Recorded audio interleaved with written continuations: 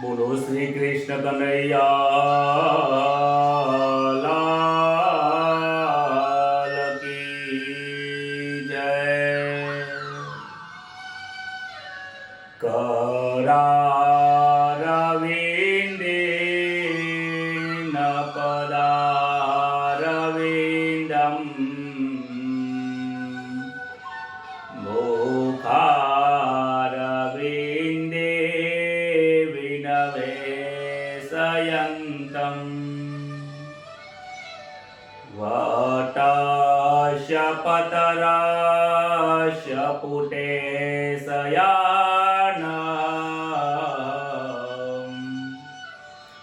बालमुकुन्दा मनसा स्मरामि. श्रीकृष्ण गोविन्द हरे मुरारे, हे नाथ नारायण वासुदेव. जीव हे पिबस्वामृतमेतदेव. गोविन्द दामोदर माधवेति. गृहे गृहे गोपवधू कदम्बा, सर्वे मिलित्वा समवापयोग्यम्. पुण्यानि नामानि पठन्ति नित्यम्. गोविन्द दामोदर माधवेति. सच्चिदानंद रूपाय विश्वोत्पत्त्यादि हेतवे, तापत्रय विनाशाय श्रीकृष्णाय वयं नमः. हे प्रथम नमो गुरुदेवने लरि लरि गोपाल. माता पिता ने वंदन करो, कथा करो दिन रात. हरि गुरु संत सुपधारजो, कथा कहो मम मति अनुसार.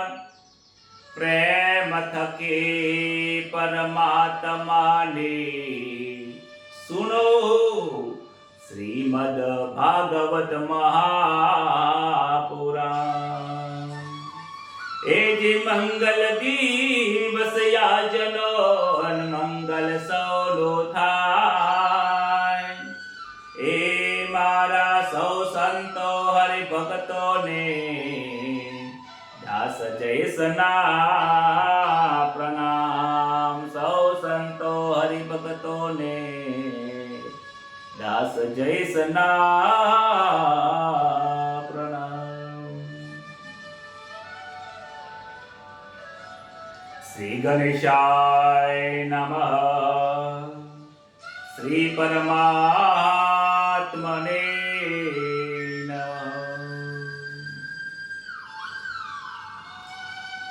परम पवित्र, जे आनंदकारी छे, जे मंगलकारी छे, जे सुखकारी छे, जे दुखोने हरनारू नाम छे, जे सदा प्रेम पीरसवा वाळुं नाम छे, जेनुं नाम लेता अंतरनी अंदर आराम मळे छे, एवा भगवान श्री कृष्णना चरणमां खूब खूब वंदन करीए छीए. कारण के भगवानનું નામ જીવતા અને મરતા બંને રીતે અમર કરવા વાળું નામ છે. પ્રભુની કથામાં જે આનંદ છે એ આનંદ બીજે ક્યાં જોવા મળતો નથી. સુખદેવજી મહારાજ બ્રહ્મજ્ઞાની છે. સુખદેવજી મહારાજ નિર્વિકારી છે. નિર્ગુણ નિરાકારની પૂજા કરવા વાળા એ સુખદેવજી મહારાજ છે. પરંતુ એમને પણ આ સગુણ સ્વરૂપ શ્રી કૃષ્ણની કથા સાંભળવામાં અને કથા કરવામાં જે એમનું મન લાગ્યું છે, જે મને એમનું ચિત્ત પરોવાઈ ગયું છે, એ આનંદ સ્વરૂપની કથાની અંદર ભલભલા લોકો પણ જો એક ચિત્તથી આ કથા સાંભળે તો એના જીવન ધન્ય બને છે, જીવનમાં ઉજાસ આવે છે અને પરમાત્માના ચરણમાં એનો વાસ થાય છે. એક સામાન્ય વ્યક્તિ આપણા ઘરમાંથી કદાચ કોઈનો વિયોગ થઈ જાય સંજોગો વસાત, તો આપણને આટલું મોટું દુઃખ લાગે છે. આકાશમાંથી જાણે કે બધું પડી ગયું હોય, જમીન ફાટી ગઈ હોય, આટલું બધું દુઃખ લાગે છે એક સ્વજનના જવાથી. આજે એક સમાચાર મળ્યા છે ઉદ્ધવજીને કે પ્રભુ જવાના છે અને ઉદ્ધવજીના મનમાં દુઃખ થયું છે કે પ્રભુ વગર હું કેવી રીતે જીવીશ, પરમાત્મા વગર હું કેવી રીતે જીવીશ. આ પૃથ્વી ઉપર ભગવાન શ્રી કૃષ્ણ છે તો હું છું, જો ભગવાન નહીં હોય તો હું શું કરીશ, મારું આ જીવતરનું શું થશે. આવું દુઃખ આ ઉદ્ધવને થાય છે. ઉદ્ધવ ભગવાનના શરણોમાં આવે છે, હે પ્રભુ તમે મને છોડીને જશો નહીં, તમે ક્યાં હાલ્યા, મને તમે છોડશો નહીં, હું તમારે શરણે આવ્યો છું અને જો તમે જતા હો તો મને લઈને જાઓ, હું તમારા વગર નહીં રહી શકું. આંખોમાંથી અશ્રુની ધારા પડે છે. ભગવાનના બંને ચરણ પકડીને બેઠો છે. ભગવાન શ્રી કૃષ્ણ ઉદ્ધવને ઉપદેશ આપે છે, હે ઉદ્ધવ ઉભા થાઓ, રડશો નહીં, આ રડવાનું કામ નથી, સમજવાની જરૂર છે. જે આવે છે ઈ જાય છે, જાય છે ઈ આવે છે. મારે બીજી વખત અહીંયા અવતાર લેવા માટે અહીંયાથી મારે જવું પડશે. પ્રભુ મને લઈને જાઓ, તમે મને તમારી સાથે લઈ જાઓ, તમે જ્યાં જાઓ ત્યાં મને લઈ જાઓ. ભગવાન કહે છે, હે ઉદ્ધવ આ સંસારનો નિયમ જ છે, એકલાએ જવાનું છે, એકલાએ જવાનું છે. તમારી સાથે કોઈ આવવાનું નથી, ન મમ્મી પપ્પા દાદા દાદી કાકા કુટુંબ પરિવાર પતિ પત્ની મામા મામી કોઈ પરિવાર મિત્ર સંગત કોઈ સાથે આવતું નથી. હે ઉદ્ધવ તે તારા જીવનમાં શું કર્યું છે એ કર્મ જ તારી સાથે આવવાનું છે. જરા તું એનો વિચાર કર કે તારી સાથે શું આવશે. કહેવાય છે કે તમે બોરડી વાવશો તો ખબર જ છે કે એની અંદર કાંટા વાગશે. તમે બાવર વાવશો તો કાંટા જ નીચે પડવાના છે અને વટે માર્ગોને કાંટા વાગશે અને તમને પણ વાગશે. માટે હે ઉદ્ધવ તારે જો જીવનમાં સુખી થવું હોય તો બાવરિયા વાવતો નહીં, બોરડી વાવતો નહીં, જેમાં કાંટા વાગે એવી વસ્તુ વાવતો નહીં, જેમાં સુગંધ આવે ફૂલોનું વાવેતર કરજે. કોઈ ફ્રૂટ હોય આંબા વાવજે કે ભલે તને એનો સાયલો મળશે ને તારા ગયા પછી કોક એની પાછળ ફળ ખાશે. અરે એવું વાવેતર કરો જીવનમાં કે લોકો યાદ કરે. એવું જીવન જીવીને જા ઉદ્ધવ કે જેથી તને યાદ કરે. અરે યાદ કરવો તો કરે, ના કરવો તો કાંઈ નહીં, પરંતુ તારું જીવન સફળ તો કરી ગયો છે. આયો છે આ જગમાં તો જન્મ સફર તો કરતો જા. આ જગમાં તું આયો છે તો જન્મને સફળ કરી. મારું જે કાર્ય હતું એ કાર્ય મેં પરિપૂર્ણ કર્યું છે. મારો જન્મ આ પૃથ્વીનો ભાર ઉતારવાનો હતો. મારો જે ધર્મ હતું એ મેં ધર્મ નિભાવ્યો છે કે અસુરોનો સંહાર કર્યો છે, ઘણા લોકોનો ઉદ્ધાર કર્યો છે, પૃથ્વી ઉપરનો ભાર ઉતાર્યો છે, અધર્મનો નાશ કરવી ધર્મની સ્થાપના કરી છે. હવે આ મારું કાર્ય પૂર્ણ થાય છે. મારો હવે જોવા જવાનો સમય થયો છે. શ્રી કૃષ્ણ કહે છે, ઉદ્ધવ, આ બધો માયાનો ખેલ છે. ખૂબ સમજવા જેવી આ કથા છે. આ કથાને આજની આ મોક્ષદાયક કથા છે. આજની કથાને જે જન સાંભળે છે એને જીવન મુક્ત થઈ જાય છે. પરંતુ એ કથાને સાંભળીને હૃદયમાં સ્પર્શ થઈ જાય, હૃદયમાં ઉતરી જાય, અને જ્યારે ઉતરી જાય અને તરત જ એ પ્રમાણે વ્યવહાર ચાલુ થાય, તો બીજી વખત ભાગવતની કથા કે કોઈ કથા સાંભળવાની જરૂર નહીં પડે. એક વખત આ ભાગવત કથા હૃદયમાં ઉતરી જાય તો સંસારની કથાને સાંભળવાની જરૂર નહીં પડે. કહે છે કે હે ઉદ્ધવ, આ બધી જ માયા છે, આ મારી જ માયા બનાવેલી છે. આ તને જે દેખાય છે એ ભ્રમ દેખાય છે. તું આ કોઈ પણ વસ્તુને સાચું માનીશ નહીં. આ બધાનો વિનાશ છે. જે દેખાય છે એ બધું જ વિનાશ છે. જે દેખાતું નથી એ અવિનાશી ચૈતન્ય સ્વરૂપ, એ મારું પરમાત્માનું સ્વરૂપ છે. તને આ મારો દેહ દેખાય છે તો આ દેહ પણ, શરીર પણ એક વખત નાશવંત છે. હે ઉદ્ધવ, તું કહે છે કે મને સારો માર્ગ બતાવો, મારા ઉપર કૃપા કરો. તો કહે છે કે કનૈયો કહે છે કે હે ઉદ્ધવ, કે મેં તારા ઉપર બહુ કૃપા કરી છે. અરે ઉદ્ધવ, તારી ઉપર નહીં, આ સમગ્ર સૃષ્ટિમાં જેટલા જીવો છે એના ઉપર મેં કૃપા કરી છે. શું તને મનુષ્ય જન્મ આપીને મેં કૃપા નથી કરી? શું તને હવા આપું છું, પાણી આપું છું, આંખે જોઈ શકે છે, બોલી શકે છે, સાંભળી શકે છે? અરે તારા શરીરમાંથી મારો આત્મ સ્વરૂપ, મારું ચૈતન્ય લઈ લઉં ને તો એ શરીરને તારા છોકરાઓ બાળી નાખશે. એનું કોઈ કામનું જ નથી. એ ચૈતન્ય છે એટલે જ તને પૂજે છે, તને બોલાવે છે, તમારા સંબંધો છે. એ ચૈતન્ય સ્વરૂપ જ્યારે નીકળી જશે ત્યારે લેશ માત્ર તમારી સાથે કોઈ વ્યવહાર રાખતો નથી. તમને કોઈ સ્પર્શ કરવું પણ ગમતું નથી. ડરે છે લોકો તમને અડવું. જ્યાં સુધી ચૈતન્ય છે ત્યારે વહાલ કરવાની ઈચ્છા થાય છે. અને એ ચૈતન્ય સ્વરૂપ નીકળી જાય તો એનો એ જ વ્યક્તિ છે, દેખાવી છે, નામ એ છે, પણ એને કોઈ સ્પર્શ કરતું નથી, એને કોઈ હૃદય લગાવતું નથી. તો યાદ કર, તો એ વહાલ કોનો છે? એ પ્રેમ તમે કોને કરો છો? એ પ્રેમ તમે ચૈતન્યને જ કરો છો. પરંતુ તમારો વિચાર શક્તિ ફરક અલગ છે. તમે ચૈતન્યને પ્રેમ નથી કરતા, એ દેહને કરો છો. સાચી વસ્તુ તો એ છે કે ચૈતન્ય છે એટલા માટે તમને એનાથી પ્રેમ થાય છે, કારણ કે પ્રેમ સ્વરૂપ પરમાત્મા છે. બોલો રાધે રાધે. જ્યારે કોઈ દેહમાંથી પ્રેમ સ્વરૂપ પરમાત્મા નીકળી જાય છે ત્યારે એના પ્રત્યે આપણને કોઈ જ લાગણીઓ અને પ્રેમ રહેતી નથી. એ રડે છે. કેમ રડે છે? કારણ કે હવે એ આવવાનો નથી, મળવાનો નથી. આત્માનો ગુરુરાત્મૈવ. હે ઉદ્ધવ, આત્માનો ઉદ્ધાર કરવા માટે જીવનમાં ગુરુની જરૂર પડે છે. એ સદગુરુ સિવાય તને તારી પોતાની ઓળખાણ થશે નહીં. મનુષ્યનો મેં તને જન્મ આપ્યો છે એ પરમાત્માની પ્રાપ્તિ કરવા માટે આપ્યો છે. પરંતુ આ જન્મ લીધા પછી તું તારા અનેક પ્રકારની વસ્તુઓને ભૂલી ગયો છે, પોતાના સ્વ સ્વરૂપને ભૂલી ગયો છે.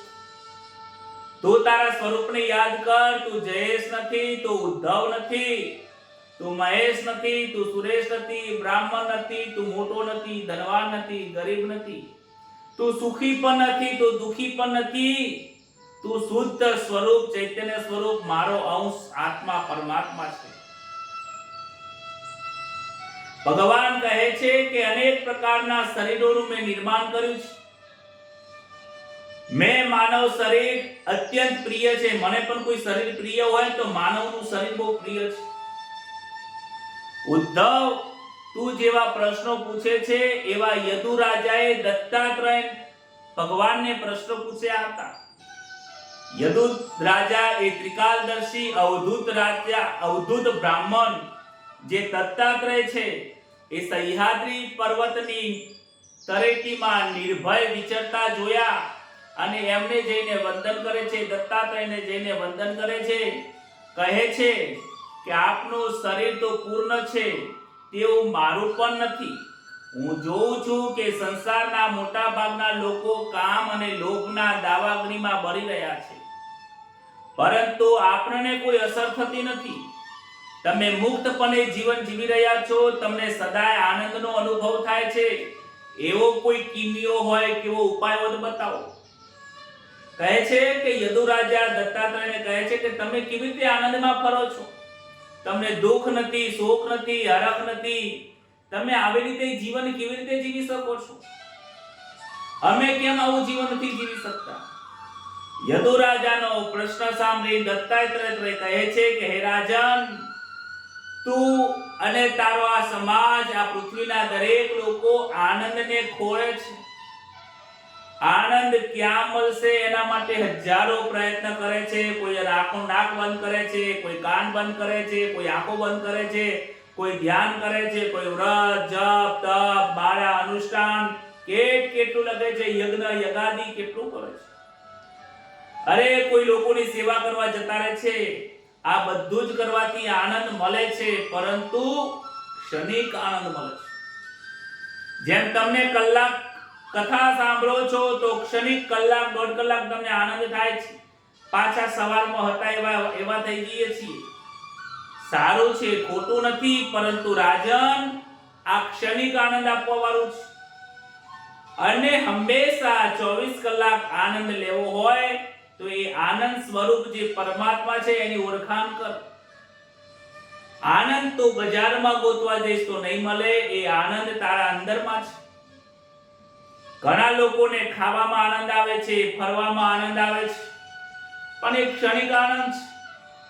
ખાવા ભોજન કર્યું ત્યાં સુધી, પાછું બીજા દિવસે તમને ફરીથી ખાવાની ઈચ્છા થશે, ફરીથી સુખ ભોગવવાની તમને ઈચ્છા થશે.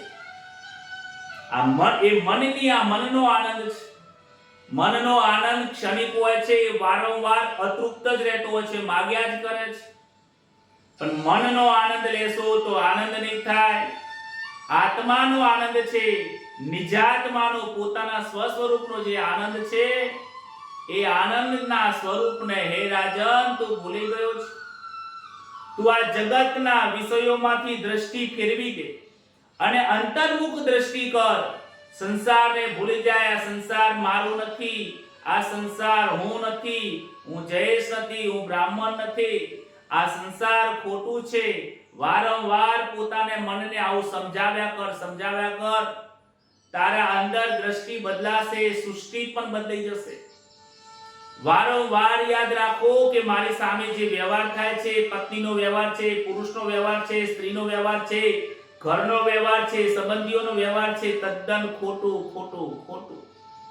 એ ખોટું માનીને એને દુઃખ લગાડશો નહીં. આ દેહનો ધર્મ છે ત્યાં સુધી ચાલ્યા રાખો, એ જેમ થાય છે થવા દો. એમાં દેહના ધર્મની અંદર સુખી ના થશો, દેહના ધર્મની અંદર દુઃખી થશો નહીં, કારણ કે આ શરીરના ધર્મો છે.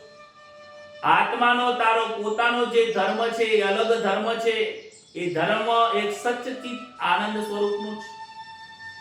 કહે છે કે મેં મારી દ્રષ્ટિને બદલી નાખી છે, માટે મારા જીવનની તમામ સૃષ્ટિ બદલાઈ ગઈ છે. માટે હે રાજન, તું તારી દ્રષ્ટિ બદલી દે, તારી સૃષ્ટિ બદલાઈ જશે.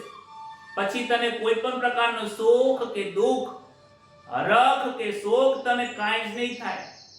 આ કથા સાંભળવાની નથી, આ સાંભળીને જીવનમાં ઉતારવાની કથા છે. આ કથાને સ્પર્શ કરવાની કથા છે. આ કથાને જીવનના વ્યવહારમાં ઉતારવાની છે. પછી જોજો તમારા જીવનમાં કેવો આનંદ આવે છે. બોલો રાધે રાધે.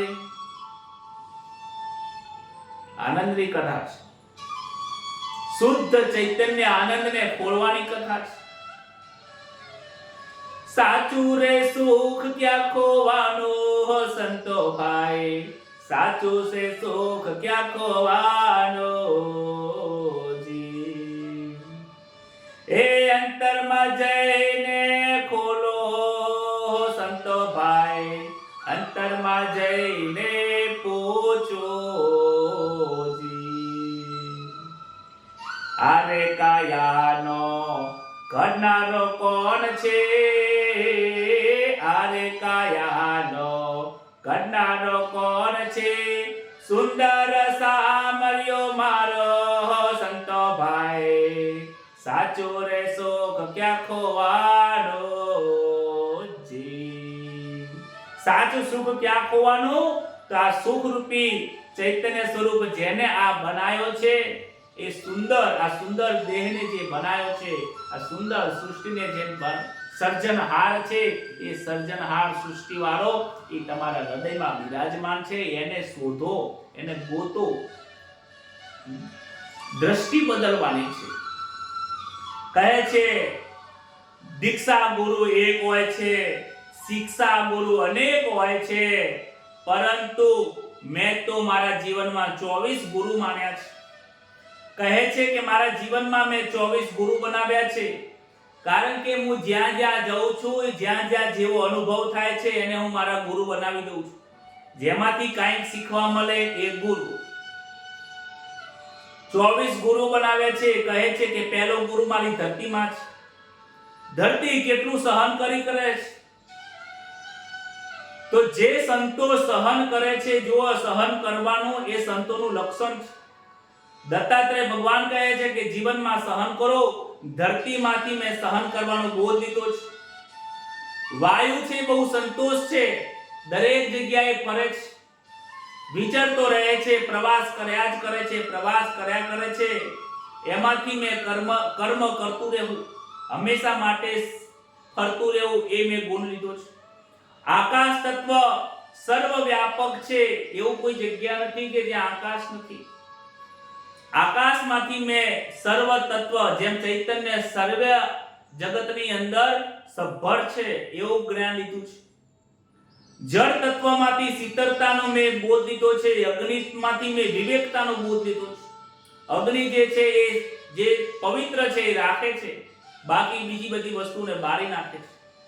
ચંદ્રની પાસેથી સમતાનો બોધ લીધો, સૂર્યની પાસેથી પરોપકારનો બોધ લીધો છે.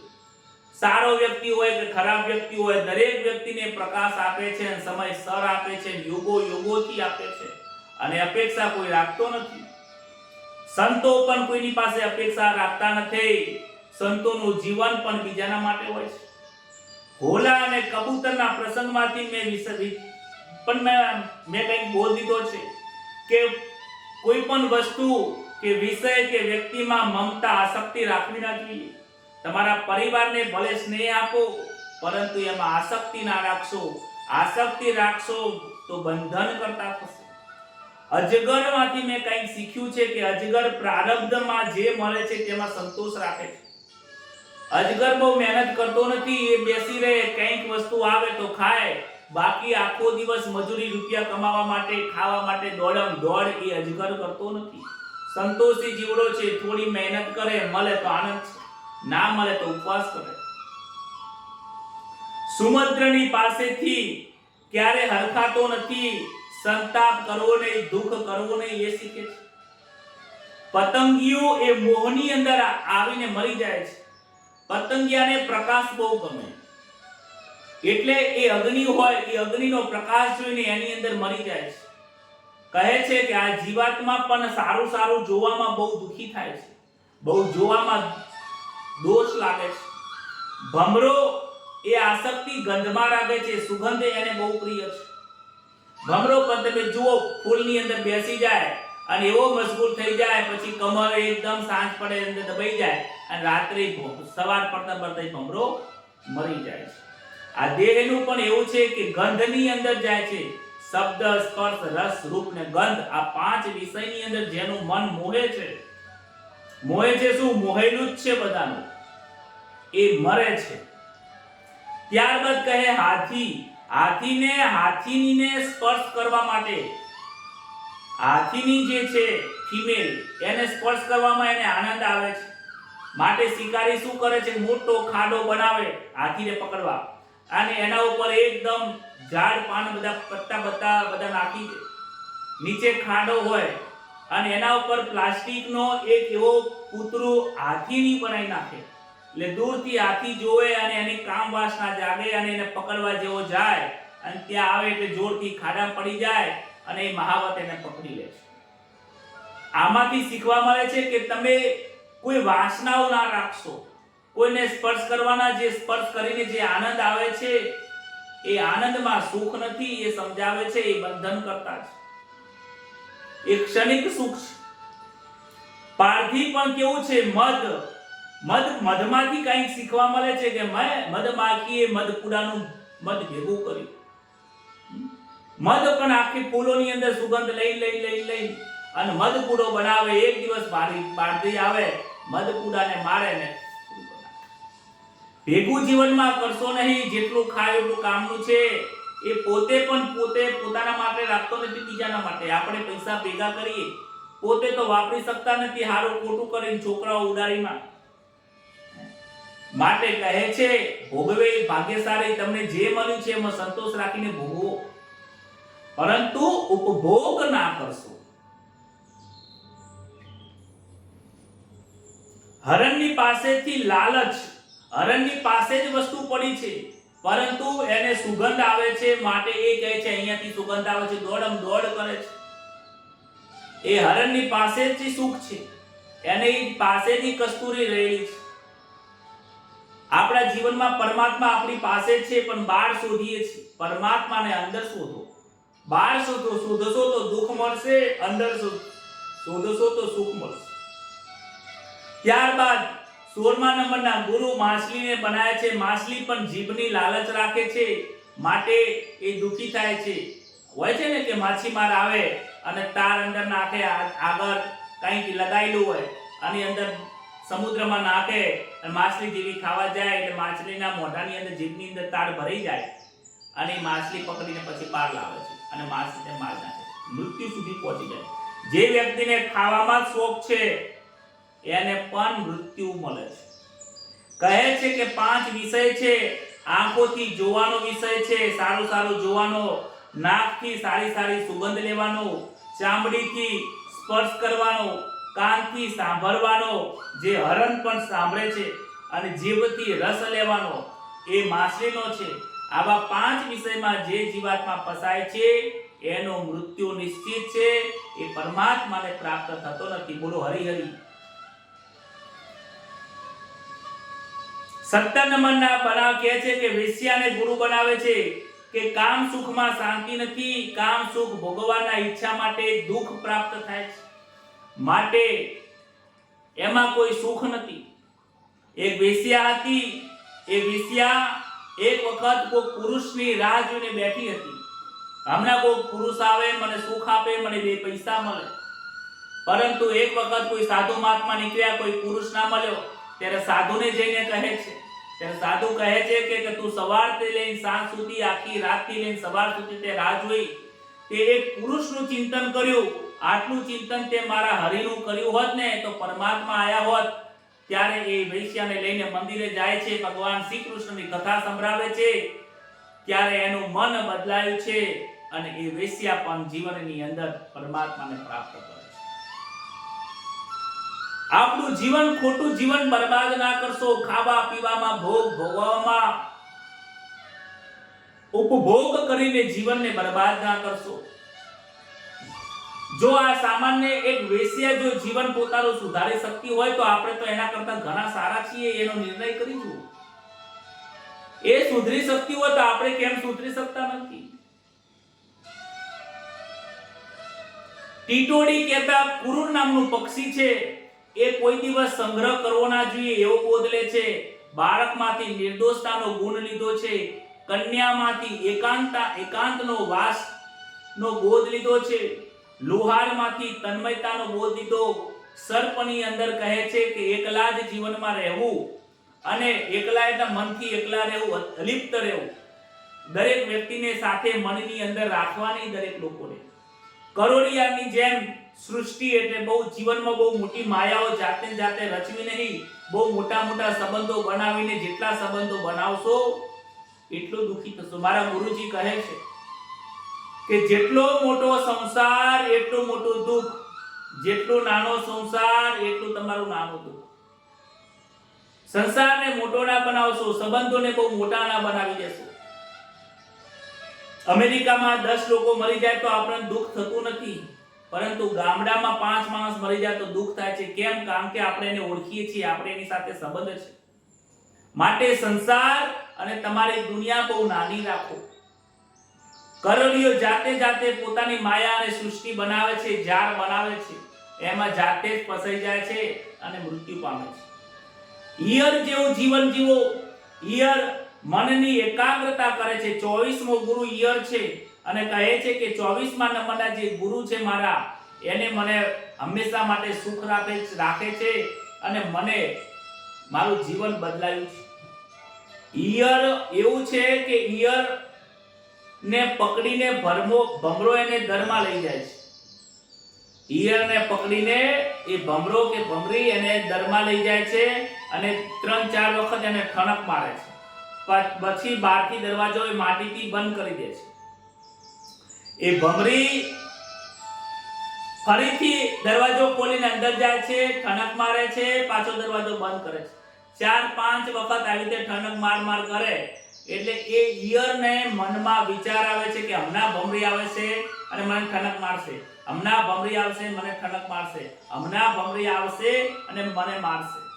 આવું વારંવાર એના મનની અંદર આ વિચારોની ઝંખનાઓ ચાલુ થાય છે અને એ ભમરી મટીને એનું પોતાનું સ્વરૂપ ભમરા જેવું થઈ જાય છે.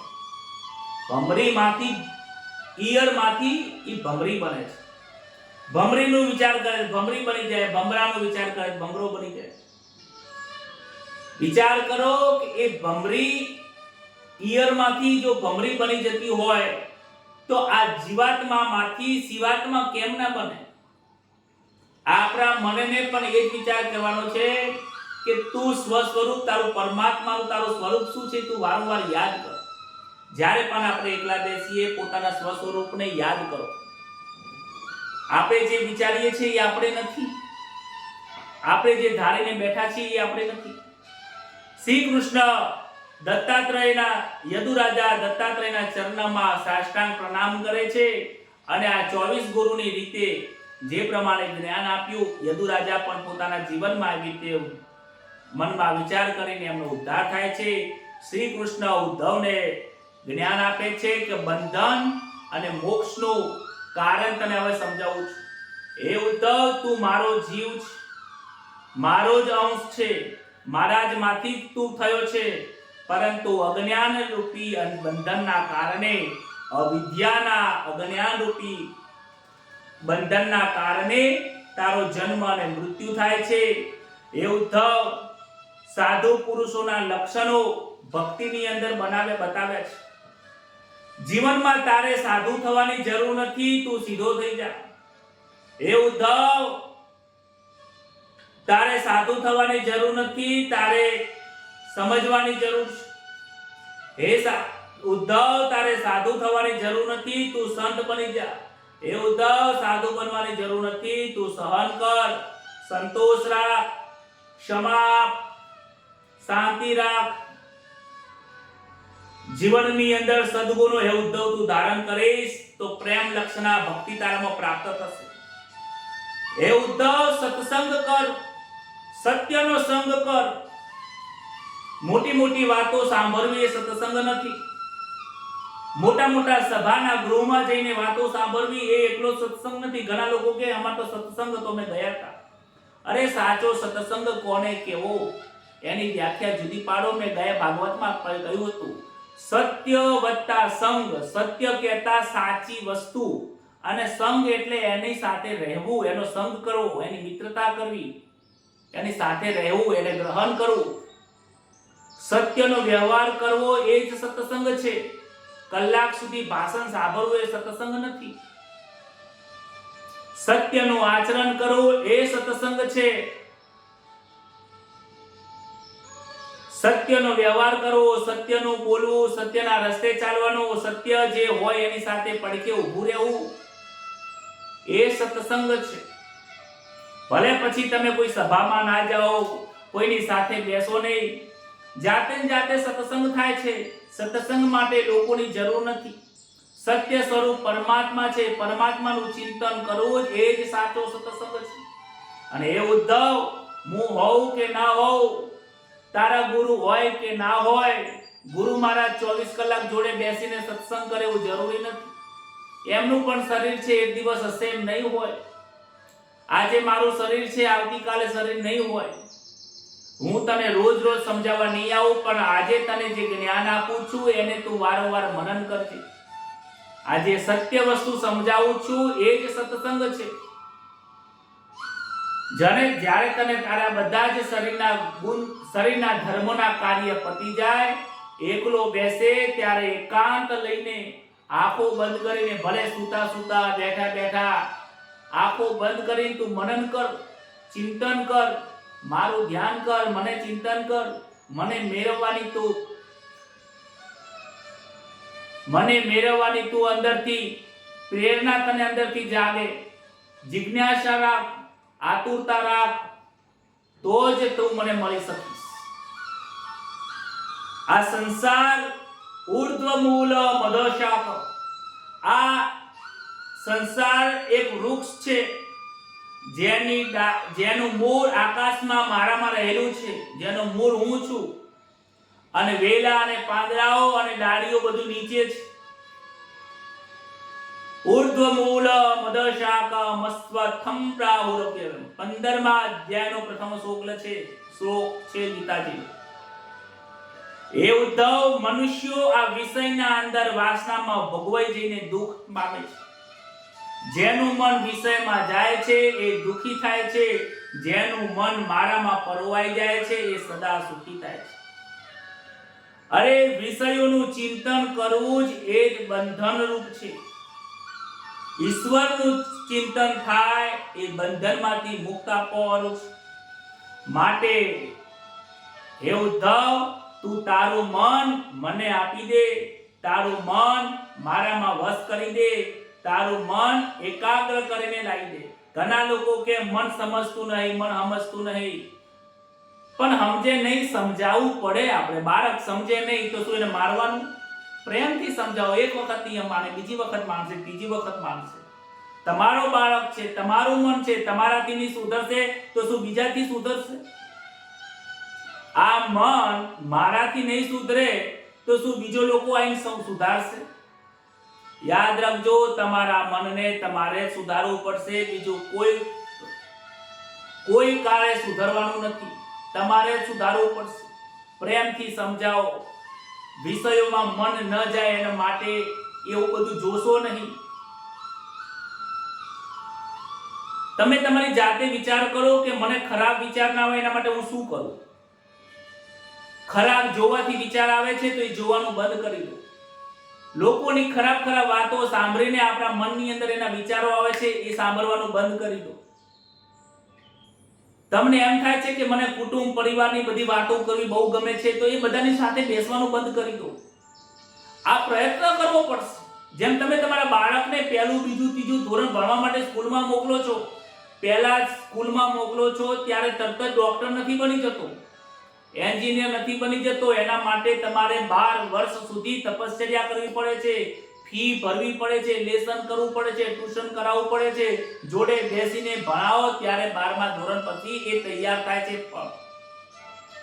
આ મન હજારો જન્મોથી ભટકતું આવ્યું છે. થોડી વાર લાગશે, પરંતુ પ્રયત્ન તો આજે કરવો પડશે. તું પ્રયત્ન જ નહીં કરે તો ક્યાંથી માનવાનું છે? કોઈને દુઃખ લાગે નહીં એવું આપણે બોલીએ નહીં, એવો પ્રયત્ન કરીએ. મારે બોલવું જ નથી, થોડું સહન કરીએ. અંદર ડૂમો આવે છે, બોલવાનું થાય છે, અંદર ઉતારી દઈએ. આ રીતે પ્રયત્ન આપણે નહીં કરીએ તો આપણું આ મન સુધરવાનું નથી, અને મનને સુધાર્યા વગર પરમાત્મા મળવાના. જ્યાં સુધી મન શુદ્ધ નહીં થાય, હૃદય શુદ્ધ નહીં થાય ત્યાં સુધી આ અંતરમાં જ્યોતિ પ્રકાશ નહીં થાય. અત્યારે પ્રકાશ છે, પણ કેવો પ્રકાશ છે? એક ફાણસ હતું. ફાણસ હોય ને, પહેલા જમાનામાં લાઈટ કરવા માટે એક ફાણસ આવતું હતું, અને ફાણસની અંદર દીવો ચાલુ કરીએ, આમ પેટાઈએ એટલે ફાણસની અંદર દીવો થઈ જાય. પછી દીવો ધીમે ધીમે ચાલુ રહે, પછી એની અંદર કાળાશ બાજી જાય, એટલે બહાર જે પ્રકાશ આપતો એ બંધ થઈ જાય, આછો થઈ જાય, ઓછો થઈ જાય. આજે આપણા આ આત્મારૂપી જે પરમાત્મા જે ચૈતન્ય બેઠો છે એની અંદર એ તો શુદ્ધ સ્વરૂપે છે જ, દીવો તો પ્રગટી જ રહ્યો છે.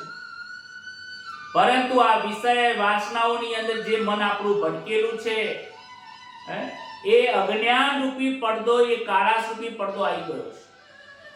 એને જ્યારે એક શુદ્ધ કપડું લઈને બહાર કાઢી લૂસી દઈએ એટલે બહાર ઓટોમેટિક પ્રકાશ આપી દેશે. એને કાંઈ બીજું કરવાની જરૂર નથી. એવી રીતે જ આપણા મનને શુદ્ધ કરવાનું છે, આપણા હૃદયને શુદ્ધ કરવાનું છે. કથા સાંભળીને જો આનંદ ના આવે, કથા સાંભળીને પ્રભુ પ્રત્યે પ્રેમ ના જાગે તો એ જડતા કેવી હશે?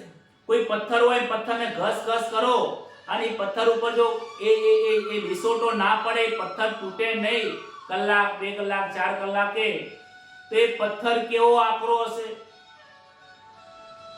આ ભગવાનની વિયોગની કથા સાંભળીને જો અંતરની અંદર ભાવ ના જાગે તો એ પથ્થર જેવું હૃદય કેવું કહેવાય?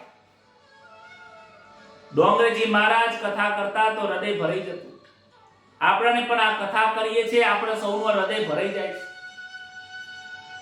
પણ આ જે ભાવ છે, એ ભાવનાને પકડી રાખો, એ છોડશો નહીં. કૃષ્ણ પ્રત્યેનો પ્રેમ, લાગણી એ વારંવાર જોડે રાખો.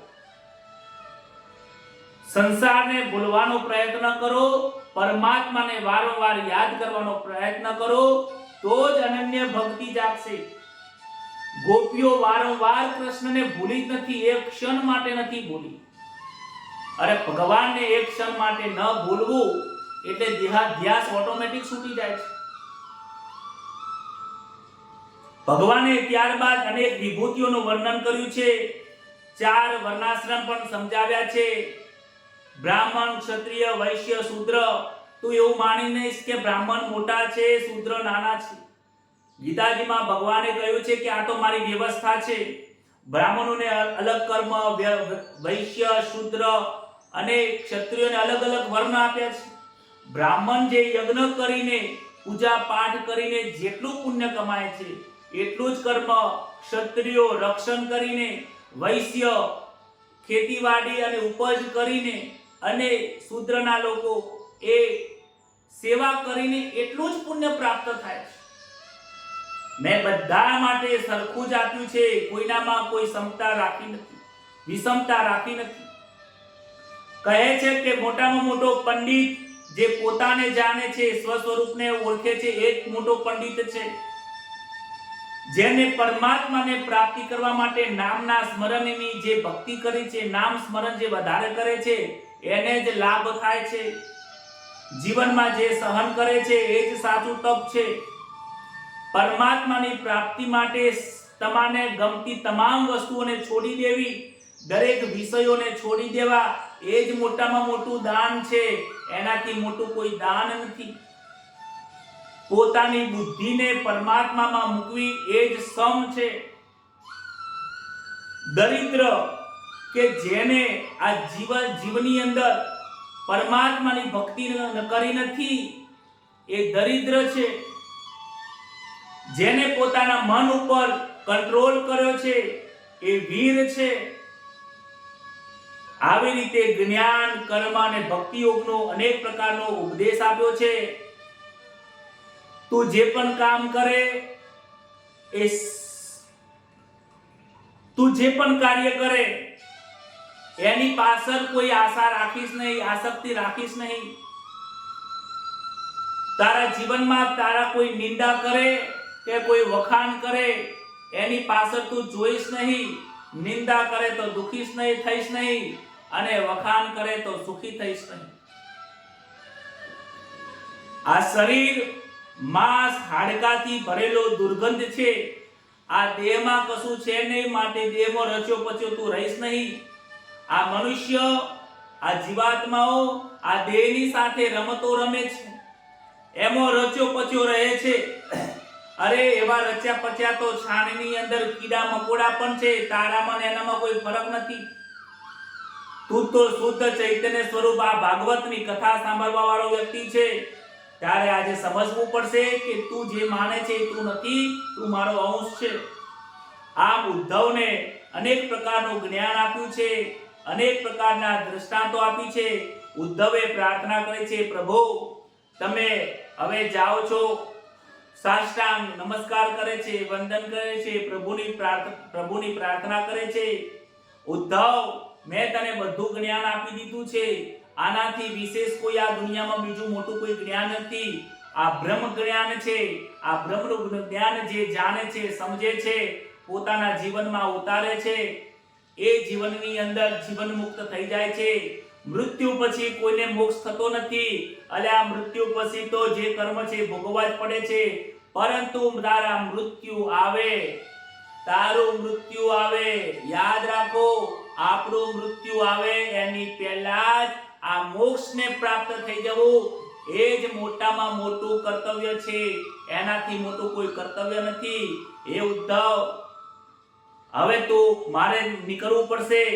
શ્રી કૃષ્ણ ઉદ્ધવને આજ્ઞા કરી, તું અલકનંદાના નદીના કિનારે જા, બદ્રિકાશ્રમમાં જા.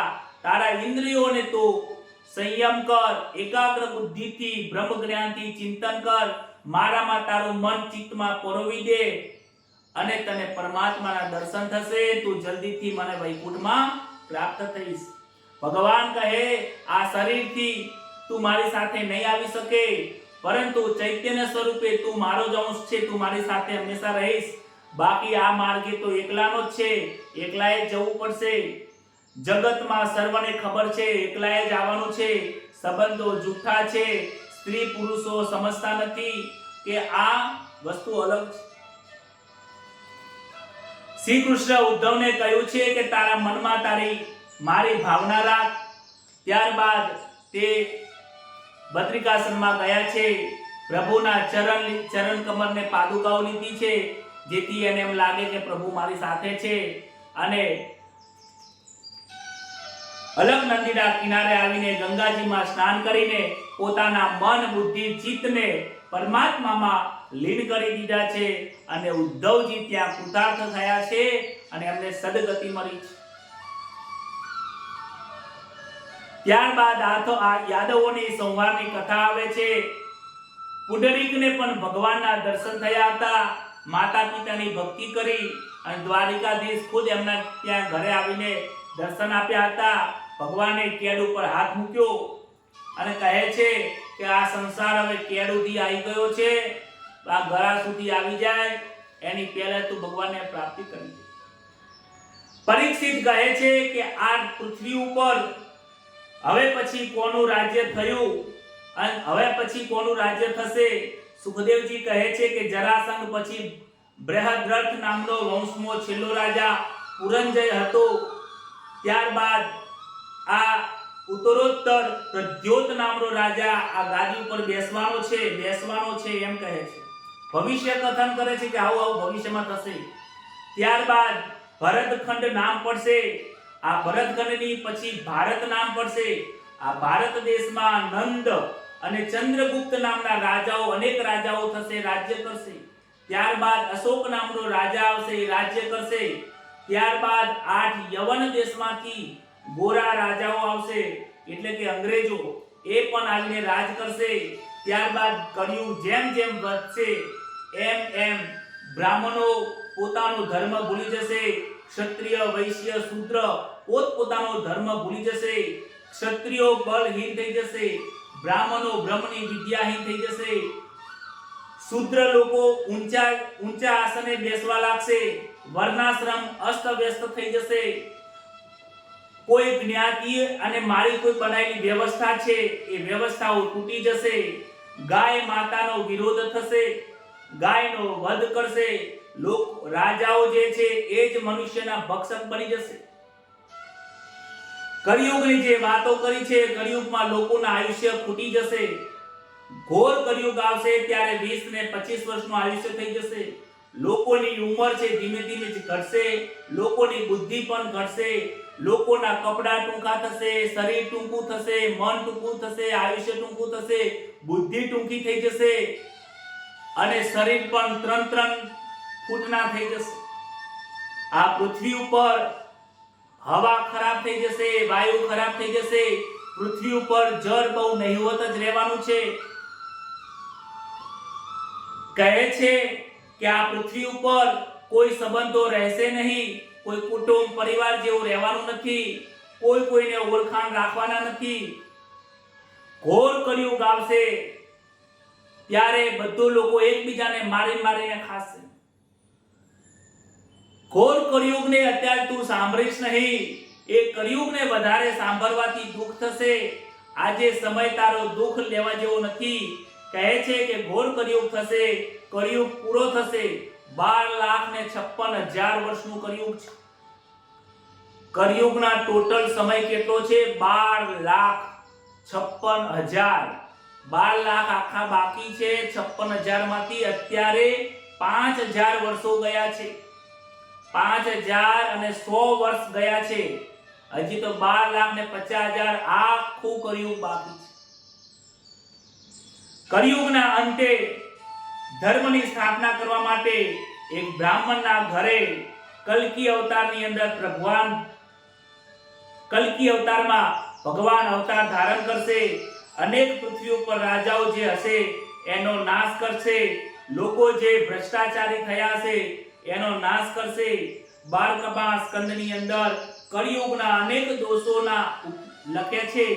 પરંતુ આ કળિયુગની અંદર જે જીવાત્માએ બચવું હોય એના માટે 2-3 ઉપાય બતાયા છે.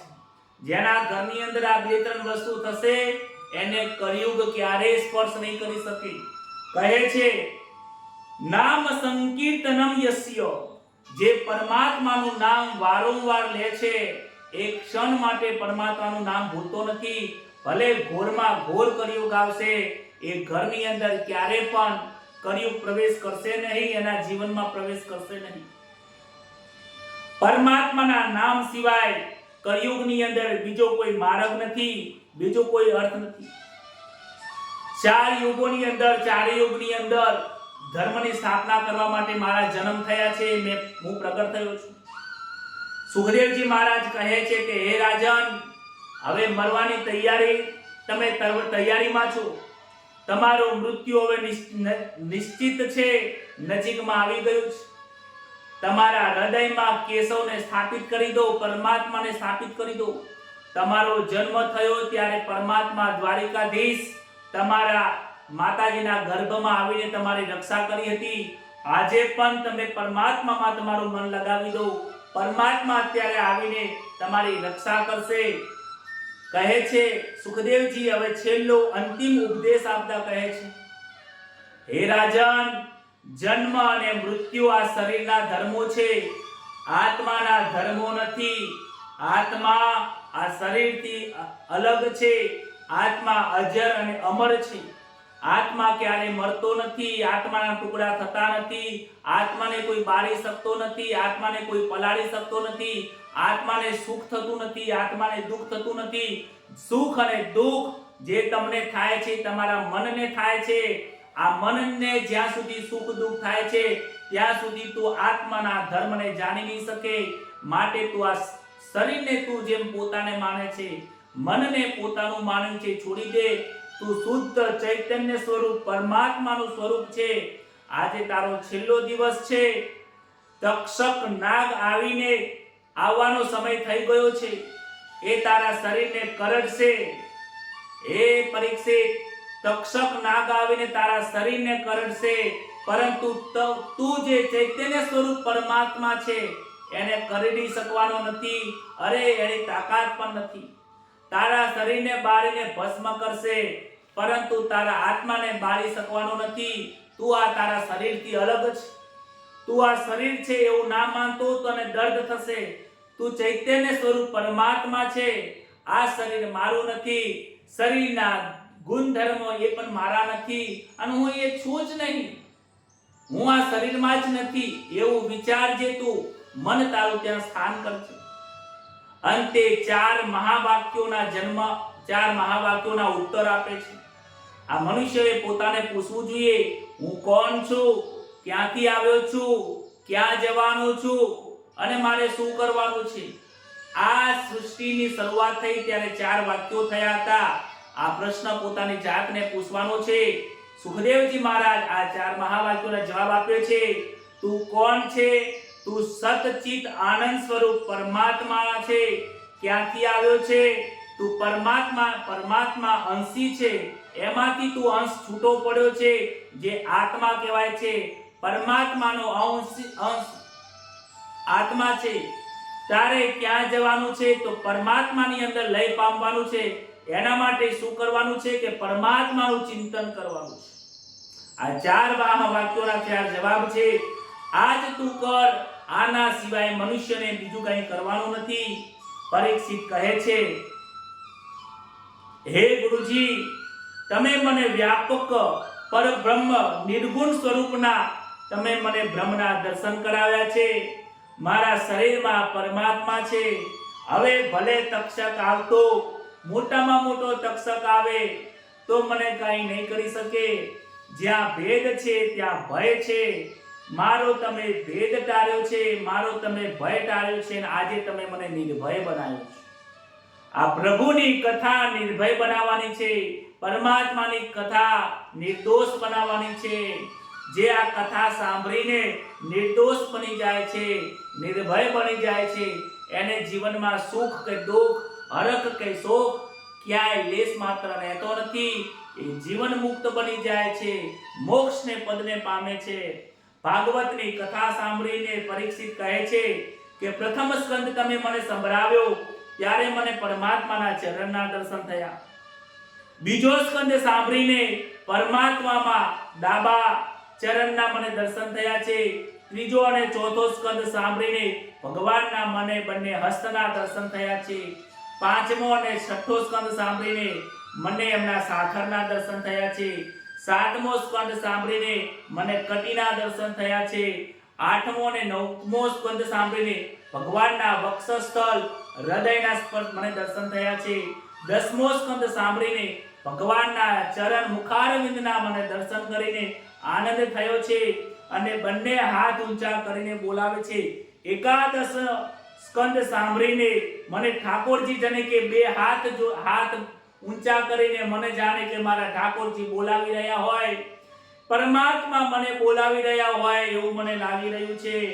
12મો સ્કંદ જે સાંભળીને હું કૃતાર્થ થયો છું. મારું મન પરમાત્મામાં લીન થયું છે. મહારાજ, આપે આ કથા કરી નથી, આ કથા કરી નથી, તમે મને સાક્ષાત પરમાત્માના દર્શન કરાવ્યા છે. આ આખું જે જગત છે એ બ્રહ્મમય છે. મને હવે તમે મને બ્રહ્મ જ્ઞાન આપ્યું છે. મને તમારામાં બ્રહ્મ દેખાય છે, મને મારામાં પણ બ્રહ્મ દેખાય છે. અહીંયા જે લોકો દેખાય છે બધા મને કૃષ્ણના દર્શન દેખાય છે. અરે તક્ષક પણ શું છે? આ તક્ષક નાગ પણ મને પરમાત્મા દેખાય છે. હવે મને નાગ નથી લાગતો, એ નાગ મને આજે પરમાત્માના દર્શન થાય છે. એ તક્ષકમાં રહેલું વિષ મને અમૃત જેવું લાગે છે. હવે હું પણ રાહ જોઈને બેઠો છું કે અમૃતનું હું પાન ક્યારે કરું. આપના ચરણમાં હું વારંવાર વંદન કરું છું. આપે મહાન મારા ઉપર કૃપા કરે. સુખદેવજી મહારાજ કહે છે, હે રાજન, તારા લીધે મને આ કથા કરવાનું પ્રાપ્ત થયું. હું પણ કૃતાર્થ થયો છું. તારા લીધે મને પણ કૃષ્ણની ભક્તિમાં તન્મય થઈ ગયો છે. મારા હૃદયમાં શ્રી કૃષ્ણ બિરાજ્યા છે. હે રાજન, તારા શરીરને તક્ષક નાગ આવીને કરડવાનો છે. એ પ્રસંગ હું જોઈ નહીં શકું, કારણ કે તારું શરીર બળીને ભસ્મ થઈ જશે. તારી કોઈ મનની કોઈ ઈચ્છા હોય તો માંગી લે. હજી પણ તારા મનમાં કોઈ વાસના હોય, સૂક્ષ્મ વાસના હોય તો કહી દે, કારણ કે નાનામાં નાની સૂક્ષ્મ વાસના હશે ને તો તારો મોક્ષ નહીં થાય. હે પરીક્ષિત, તારા મનમાં કોઈ ઈચ્છા હોય તો તું કહી દે. જ્યાં સુધી હું બેઠો છું ત્યાં સુધી તક્ષક નહીં આવે. આ કથા તક્ષકના ઝેરને પણ અમૃત બનાવેલી છે. માટે હું જ્યાં સુધી છું ત્યાં સુધી તક્ષક નહીં આવે. તારી કોઈ ઈચ્છા હોય તો બોલ. પરીક્ષિત ગુરુદેવને વંદન કરે છે, મહારાજ, મારા મનમાં કોઈ શંકા નથી, અને કોઈ શંકાય નથી. મારી કોઈ દૂર સુધી હવે કોઈ જાણવાની ઈચ્છા નથી. હવે હું શું જાણું? જાણવા વાળો હું પોતે ખુદ જ છું. મેં મારી પોતાને જાણી લીધા, સ્વ સ્વરૂપને જાણી લીધા, પછી શું જાણું? તમે મને કૃતાર્થ કર્યો છે, આનંદ આપ્યો છે. સુખદેવજી કહે છે કે મારું કાર્ય હવે પૂર્ણ થયું છે. હવે તું મને રજા આપ, મારે હવે જવું પડશે. પરીક્ષિત કહે છે કે મહારાજ, તમે મહાન છો, તમે મારા સદગુરુ છો, સદગુરુને હું ક્યાંથી રજા આપી શકું? પરંતુ એક મારી ભાવના છે કે હું તમારી છેલ્લે પૂજા કરું, તમારી પૂજા કરું, સદગુરુ મહારાજની હું પૂજા કરી હું કૃતાર્થ થાઉં. પરીક્ષિત રાજાએ છેલ્લી વખત એ સુખદેવજી મહારાજના ચરણ પખાર્યા છે, ચરણ પખાર્યા, મસ્તક નમાવ્યું છે. સુખદેવજી મહારાજે જમણો હાથ એમના મસ્તક ઉપર વરદ હસ્ત મૂક્યો છે. પ્રસન્ન થયેલા ગુરુદેવે રાજાના મસ્તક ઉપર ચરણ હાથ પધરાવ્યો. તરત જ પરીક્ષિત રાજાને પરમાત્માના અનેક પ્રકારના દર્શન થયા છે, સાક્ષાત્કાર થયો છે. આ જીવ અને પરમાત્મા એક થઈ ગયા છે. મોટા મોટા ઋષિઓ જ્ઞાન સત્રમાં બેઠા હતા, જોરથી એક મોટો પ્રકાશ થયો છે. સુખદેવજી મહારાજે જ્ઞાન અને વૈરાગ્ય, પ્રેમ લક્ષણાની અલૌકિક ભક્તિ અને જ્ઞાન બતાવ્યું છે. વ્યાસજી પણ તેમના સુખદેવજીના પિતા પણ બેઠા છે, એ પણ બે હાથ જોડીને વંદન કરે છે. એમના પિતાજી જે પારાશર મુનિ હતા એ પણ વંદન કરે છે. બધા ઋષિઓ વંદન કરીને ઊભા થયા છે. સુખદેવજી મહારાજ ઊભા થયા, સુખદેવજી મહારાજ ઊભા થયા છે અને હાથ વરદ હસ્ત કરીને ત્યાંથી નીકળ્યા છે. ત્યાં તો પરીક્ષિત રાજાએ ગંગામાં સ્નાન કર્યું, આદિનારાયણ પરમાત્માનું ધ્યાન કર્યું છે, આંખો બંધ કરી છે, પરમાત્મામાં ધ્યાન થયા છે. મન પરમાત્માનો અહીંયા સહસ્ત્ર કોટીમાં લગાવી દીધું છે. દરેક મનની ઇન્દ્રિયોને વશ કરી છે, ભેગી કરી છે અને પરમાત્માની અંદર જ્યોતિમાં જ્યોતિ સ્વરૂપ પ્રગટ કરી છે. અને ત્યાં તો પ્રગટ કરીને જેવી જ્યોતિ નીકળી જઈને પરમાત્મામાં સ્થિર થઈ ગઈ. અને તક્ષક નાગ આવીને શરીરને કરડે છે, તક્ષક નાગ શરીરને કરડે છે. જ્યોતિ જ્યોતિમાં મળી ગઈ છે, પરમાત્માનો લીન થઈ ગઈ છે.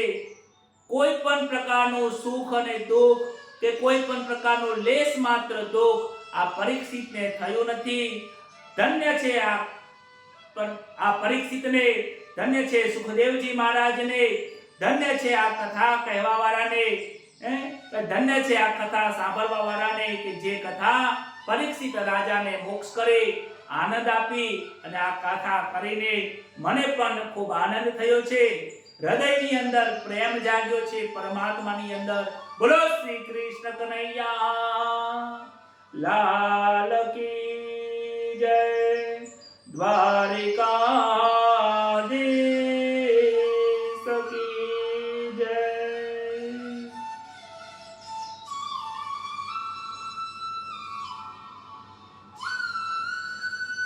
પરમાત્માની કથા સાંભળી, પરમાત્માની કથા પરીક્ષિતે સાંભળીને એમના જીવનનો ઉદ્ધાર થયો છે, જીવન મુક્ત થયા છે. મૃત્યુના સમયે અંત વેળાએ હજારો વીંછીઓ કરે એટલું દુઃખ થાય છે આ જીવાત્માને. પરંતુ પરીક્ષિત રાજાને લેશ માત્ર દુઃખ થયું નથી, કારણ કે એમને ભાગવત કથા સાંભળીને પ્રભુમાં તન્મય થઈ ગયા છે. જેમ તમે રાત્રે સૂઈ જાઓ અને તમને કોક આમ હાથ અડાડે, આપણને ખબર પડતી નથી, કારણ કે આપણે નિંદ્રા અવસ્થામાં તન્મયતા થઈ ગયા છે. એ તન્મયતા કરતા પણ ઊંચી તન્મયતા જે છે, સ્વસ્વરૂપની ઓળખાણની, જ્યોતિમાં જ્યોતિ મળી ગઈ, શરીર આખું ભડભડ મળી ગયું. સુખદેવજી મહારાજને ધન્ય છે. આ ભાગવત કથાને પણ વ્યાસ મુનિ કહે છે કે મેં તો આ ભાગવત કથા લખી છે, પણ આ કથાને જેને ખરેખર હૃદયમાં ઉતારી, આ ભાગવતની કથાને જે તત્વ છે એ તત્વ જે સમજ્યા છે, એ તત્વની કથા હું નથી સમજી શક્યો, પરંતુ મારો પુત્ર બરાબર સમજી શક્યો. મારો પુત્ર મારા કરતા પણ શ્રેષ્ઠ છે. વ્યાસ મુનિને પણ લાગ્યું છે કે મારો પુત્ર મારા કરતા શ્રેષ્ઠ છે. સૂત મુનિ કહે છે કે જ્યારે આ કથા થઈ, પરીક્ષિત રાજાનો મોક્ષ થયું, આકાશમાંથી જ્યારે વૈકુંઠમાંથી જ્યારે વિમાન આવ્યું, એ વિમાનમાં પરીક્ષિત રાજા બેઠા છે અને એ પરીક્ષિત રાજાની જ્યોતિ ને લઈને વૈકુંઠમાં લઈ ગયા. એ મારા નજર જોયું છે. હું ત્યાં બેઠો હતો, પરીક્ષિતનો મોક્ષ જોયો છે. શ્રીમદ ભાગવતની મહાપુરાણની કથા સદૈવ પાપોને મુક્ત કરવા વાળી છે, ઇન્દ્રિયોને કંટ્રોલ કરવા વાળી કથા છે. મહારાજ, આ જ્ઞાન સત્ર છે. કથા સાંભળીને કોઈ પણ વ્યક્તિ આ કથાને જીવનમાં ઉતારે તો જ આ સાર્થક થાય છે. આ અમૃત છે. આ અમૃતને જોવાથી શાંતિ નહીં થતી. આ અમૃતને ઘૂંટડીઓ જે હૃદયમાં ઉતારે છે એ જ પરમાત્માને પ્રાપ્ત થાય છે. પરોપકારમાં સત્કર્મની સમાપ્તિ ક્યારે હોતી નથી. જીવનના છેલ્લા શ્વાસ સુધી સત્કર્મ કરો, પરમાત્માનું નામ લો. જીવનની સમાપ્તિ સુધી પરમાત્માની સેવા કરો. આ કથા સાંભળવામાં વક્તા અને શ્રોતા પ્રમાદથી કોઈ પણ પ્રકારની ભૂલ થઈ હોય, આપણાથી કોઈ પણ પ્રકારની ભૂલ થઈ હોય તો પરમાત્મા જોડે ક્ષમા માંગીએ છીએ કે આ શરીર છે, શરીર ક્યારેક પ્રમાદ થયો હોય, આળસ થયો હોય, યોગ્ય રીતે બેસવા ઉઠવામાં કોઈ ક્ષતિ થઈ હોય, વિવેક અવિવેકથી કોઈ દોષ થયા તો ક્ષમા માંગુ છું. અપરાધ સહસ્રાની ક્રિયંતે હનિશમયા દાસોહમ. ભગવાનને કહેવાનું છે કે મારાથી કોઈ પણ પ્રકારની ભૂલ થઈ હોય તો ક્ષમા કરજો. આ કથા સાંભળવામાં કહેવા છે, નામ સંકીર્તનમ યસ્ય સર્વ પાપ પ્રનાશનમ પ્રણામો દુઃખ શમનઃ સ્તમ નમામિ હરિપદમ. જેનું નામ સંકીર્તન સર્વ પાપોને નાશ કરે છે, જેનું નામ પરમાત્માને પ્રાપ્ત કરવા વાળું છે, જે નામ આપણા સર્વ દુઃખોને હરવા વાળું છે, એ હરિ કહેતા તે પરમાત્માનું નામને આપણે બે હાથ જોડીને પરમાત્માના ચરણ કોટીમાં વારંવાર કોટી કોટી વંદન કરીએ છીએ. મારી સાથે દરેક વ્યક્તિએ બોલવાનું છે, શ્રી હરયે નમઃ, શ્રી હરયે નમઃ, શ્રી હરયે નમઃ, શ્રી હરયે નમઃ. જય જય શ્રી રાધે, જય જય શ્રી રાધે. નમઃ પાર્વતી પતયે હર હર મહાદેવ.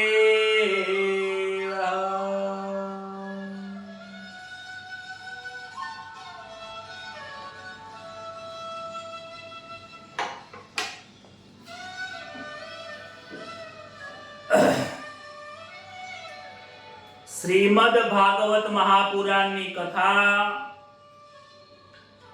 જે આનંદ આપવા વાળી છે, હૃદયમાં પ્રેમ પીરસવા વાળી છે. આપણે સૌએ 20 દિવસ સુધી આ કથાને આપ સૌએ સાંભળી, ઓનલાઈન સાંભળી. આપ સૌ શ્રોતાજનોનો આ દાસ જયેશના ખૂબ વંદન કરું છું. સૌ સંતોને નમસ્કાર કરું છું. આ વખતે ઘણા લોકોએ આપણી કથા સાંભળી છે. સત્કર્મની ક્યારે પૂર્ણાહુતિ હોતી નથી, માટે આપણે આને વિરામ જ કહીશું. ફરીથી ભગવાનની કૃપા થશે, આનંદ થશે, પરમાત્માની કૃપા થશે તો ફરીથી આપણે શ્રીમદ ભાગવતની કથા ફરીથી શરૂ કરીશું. આ પિતૃમાસની અંદર નિસ્વાર્થ ભાવે દરેક કુટુંબના, દરેક પરિવારના લોકોના પિતૃઓના ઉદ્ધાર અર્થે, પોતાના જીવનના કલ્યાણ અર્થે આ શ્રીમદ ભાગવત મહાપુરાણની કથા મેં સાંભળી, તમે સાંભળી, મેં પણ આ કથા સાંભળી, મેં પણ આ કથા જે કરી એ સુખદેવજી મહારાજના ચરણકોટીમાં કથાને અર્પણ કરું છું. દ્વારિકાધીશના ચરણમાં વંદન કરીએ છીએ. આવતીકાલે અમાવસ્યાના દિવસે સવારમાં તમે જે પિતૃઓના નામે શ્રીફળ મૂક્યું છે, મેં ગ્રુપમાં લખ્યું છે પ્રમાણે શ્રીફળની તમે પૂજા કરજો.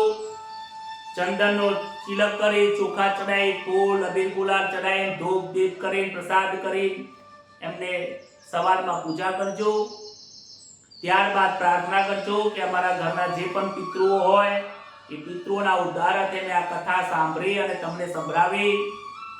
પરમાત્માને પ્રાર્થના કરું છું કે તમારો ઉદ્ધાર થાય, મોક્ષ થાય એવી પ્રાર્થના કરીને એ શ્રીફળ ઉપરથી જે વસ્તુ મૂક્યું હોય, નાળાછડી કે કપડું બાંધ્યું હોય, બધું છોડીને એક થેલીમાં લઈને કોઈ શુદ્ધ જળ હોય, નદી હોય, કોઈ સરોવર હોય,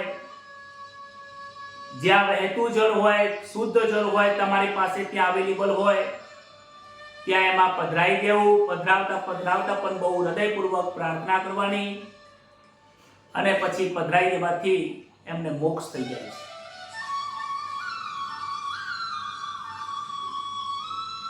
આ વખતે તમે સૌએ કથા સાંભળી. હવે પછી આવતીકાલે ભગવાનની આપણે શ્રીમદ ભાગવત મહાપુરાણનું જે ભાગવત જે રહસ્ય છે એનો સાર છે, 12 સ્કંદનો સાર કરીશું. કથા તો આજ વિરામ થઈ જાય છે, માટે આપણે મોક્ષ પ્રાપ્તિ માટે અમને તમે વિસર્જન કાલે અમાવસ્યામાં સવારે કરી શકશો. અને રાત્રે આપણે ભગવાન શ્રી કૃષ્ણ જોડે આવી રીતે તમારી જોડે ફોટો હોય ફોટો, જ્યાં હોય તો ભગવાનનું મંદિર હોય ત્યાં દીવો કરજો. ભગવાનને સ્નાન પાન કરાવી તૈયાર કરીને પૂજા કરી રાખજો. પ્રસાદ મૂકજો અને કલાક આપણે ભગવાનનું નામ કીર્તન કરીને, ભગવાનની આરતી કરીને, પ્રસાદ કરીને કથાને વિરામ આપીશું. ખૂબ આનંદ થયો, ખૂબ ભાવ આપ્યો આપ સૌએ. મેં ખૂબ, મારી પાસે શબ્દો નથી, પરંતુ તમારો બધાનો જે પ્રેમ, સહાનુભૂતિ અને પ્રેમ, સૌને ભગવાન કલ્યાણ કરે. તમને પણ નિજાત્માના દર્શન થાય, પ્રભુની કૃપા હંમેશા માટે વરસી રહે, એ જ અપેક્ષા સાથે સૌને રાધે રાધે, જય શ્રી કૃષ્ણ. મળતા રહેજો, આનંદ કરતા રહેજો. અમદાવાદમાં આવો તો યાદ કરજો. જય શ્રી કૃષ્ણ.